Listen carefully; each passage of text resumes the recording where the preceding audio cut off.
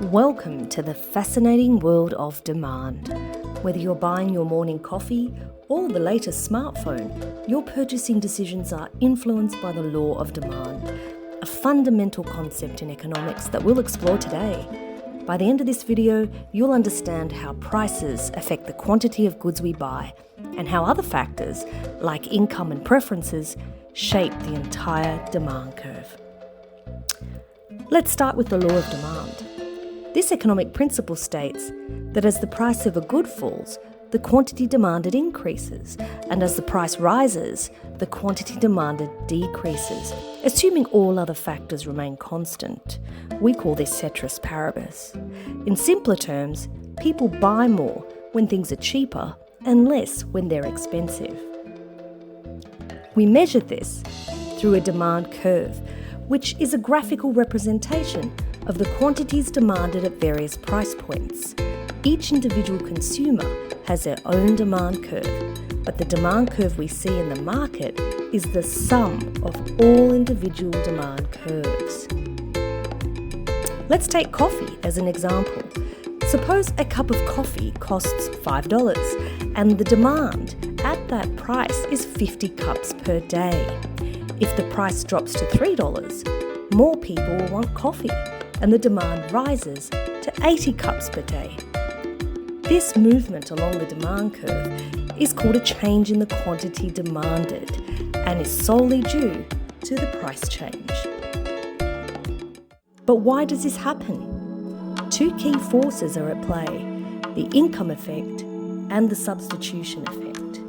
The income effect means that as the price of coffee falls, it feels like your income can buy more, so you might choose to buy an extra cup or two. The substitution effect kicks in when lower coffee prices make it more attractive compared to other beverages like tea or juice, so people switch their preferences to coffee, further boosting demand. However, price isn't the only thing that affects demand. There are several non-price determinants that can shift the entire demand curve. Here are some key non-price factors. Changes in income. If people earn more, demand for most goods, known as normal goods, increases. For example, with higher incomes, more people might buy organic foods. However, some goods are inferior goods, meaning that when incomes rise, demand decreases. An example could be instant noodles, as people switch to more expensive meals when they can afford it. 2. The prices of related goods.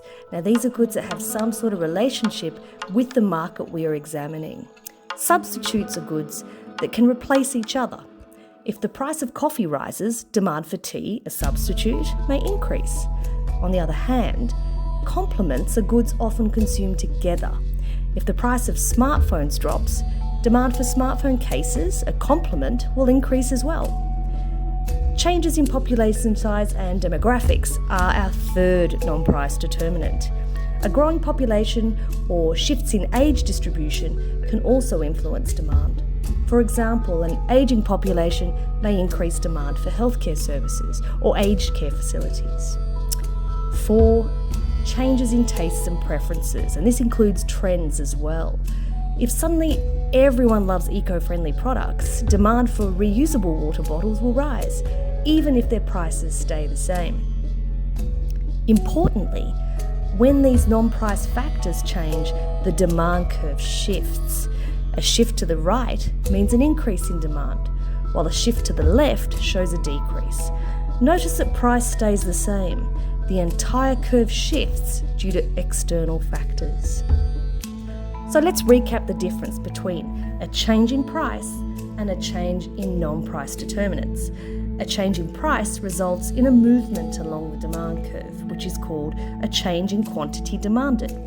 A change in non-price determinants, such as income or preferences, results in a shift of the entire demand curve, representing a change in demand. Understanding the difference between these price and non-price determinants of demand is crucial in analysing consumer behaviour in markets. Whether it's the price of coffee, the release of a new smartphone, or a change in your income, all these factors influence how much you and the entire market will demand.